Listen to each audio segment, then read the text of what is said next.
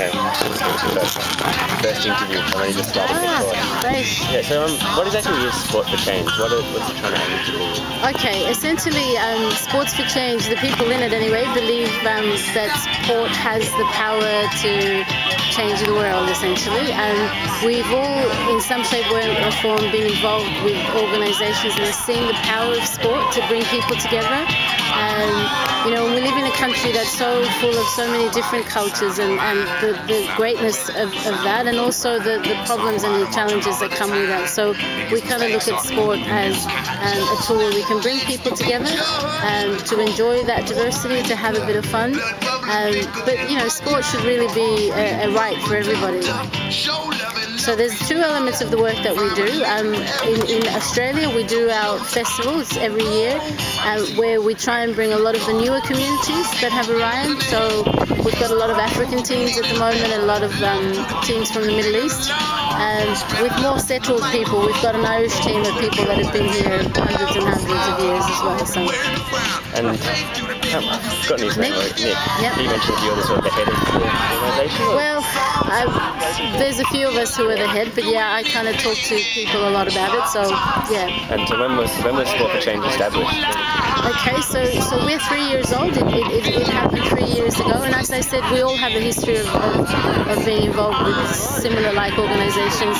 Personally, I was involved. I used to live in Ireland, and I worked with an organisation called Sports Against Racism for many years, and they use that as a tool to kind of counter racism that way. So what we've tried to do here is create an organisation where sport can be used as a tool to bring people together and celebrate that difference. Yeah.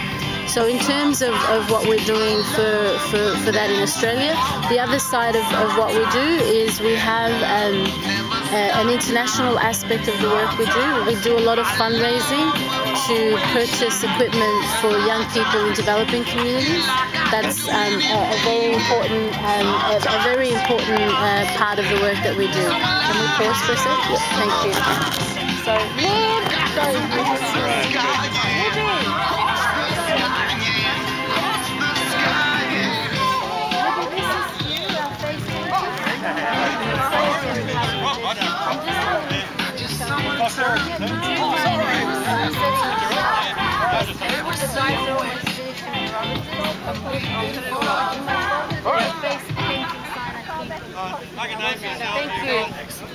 sorry.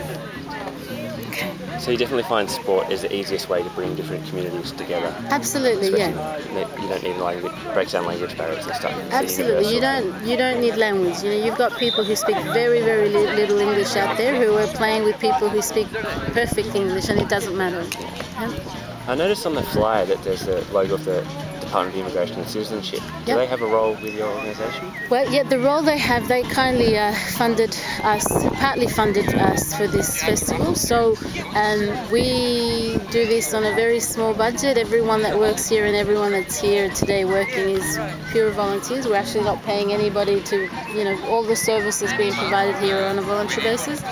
But, you know, we need to pay for venues and equipment and that kind of thing. So that comes from them.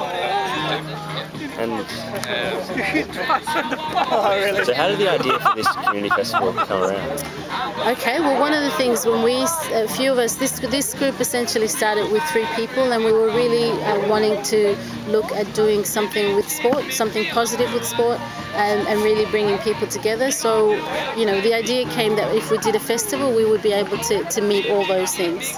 And this is the 3rd festival That's that you've correct. held? 3rd year running. So how much has it grown over the 3 years that you've held it? Well, we started with 8 teams, and this year we had 16 sign up. I'm not sure how many physically are here now, because some of them rock up late and some of them pull out at the last minute, but it's doubled in size from the point of view of people who registered to play. It's doubled in 3 years. Yeah. So you're finding there's a larger community interest in this event than Yeah, absolutely. I think, you know, the issue today has been that it's on a long weekend, so, you know, a lot of crowd that would have been here perhaps is gone away for the weekend, and even with players we've had a bit of a situation with that as well, but definitely grown.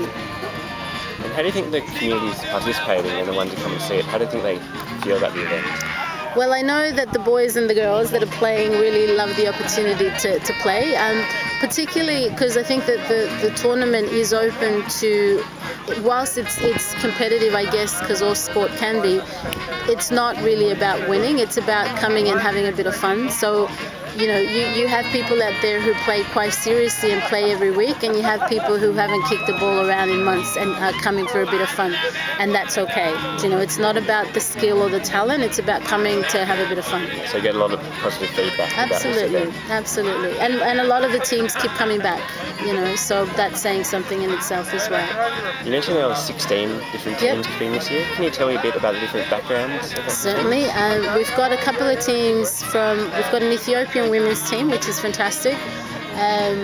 We've also got, as I mentioned, an Irish team, which are part of the Quiet Man pub. That's where that team is from. We've got the Brunswick Zebras, which function from down the road, and they're a women's team. We've got a team from Bhutan. That's a very recent community to arrive to Australia. We've got the Zimbabwean team, a Ghanaian team, a Karenni team as well. So you can see that there's an incredible mixture of people coming. And how are these teams formed? Are they just community groups? No. From what I understand, the majority of teams are friends who come together for this festival. And there are a number of them that play in other teams. But you know, the beauty of this is that it's set up in such a way that if you could gather 7 of your friends, you could come and enter a team, and that'll be fine. Yeah. So you mentioned on your website that you want to encourage respect, tolerance, and appreciation for the different cultural communities. Yep. Do you think this festival helps to achieve that? Well, that's definitely why we're doing it. It's definitely one of the reasons why we do this, and I think part of how we do that is really encouraging people that this is about coming and having fun with people that you probably wouldn't mix with on a regular basis. So there's a real thought gone into making sure that the attitude on the field is right, you know, that it isn't about tackling hard and it isn't about kicking someone just so you can get a goal, that it is about coming together to enjoy playing with each other, essentially, yeah? And the reason that you're creating these events is because there's a lack of these sort of qualities in today's society? Well, I think we all come from you know, even our own team who organises this, we have a varied cultural background there as well. And I think it is our experience that there isn't enough of that stuff going on. You know, we tend to live in a society where people kind of tend to stick to their own quite a bit. It's the easier thing to do, yeah? So this provides an opportunity for people to come together and maybe get out of their own kind of safety zones a little bit, in a safe environment as well, and having a bit of fun. So do you think that whole breakdown is because Australia's still a little bit racist, or are they just ill-informed about the different community groups? Look, I always have problems with categorically saying that a country is racist, because I think every country has racism in it.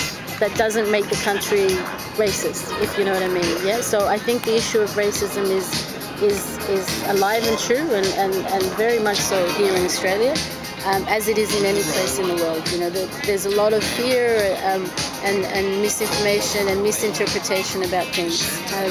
And you know, I think a lot of people live a life where, you know, they don't necessarily interact with people that are different to them, because their lives are set up that way. You can go to school, go to work and do everything and not really come into contact with people that are a little bit different. So I think this is about having people come together with difference and realising that it's okay and it can be a bit of fun as well.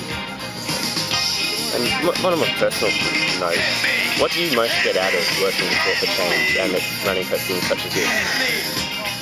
Okay, I really like the idea that we're contributing something positive. You know, that if nothing else, a whole heap of kids are getting an opportunity to play football all day, and that's, you know, on so many levels that's a good thing, because it's keeping them fit and healthy.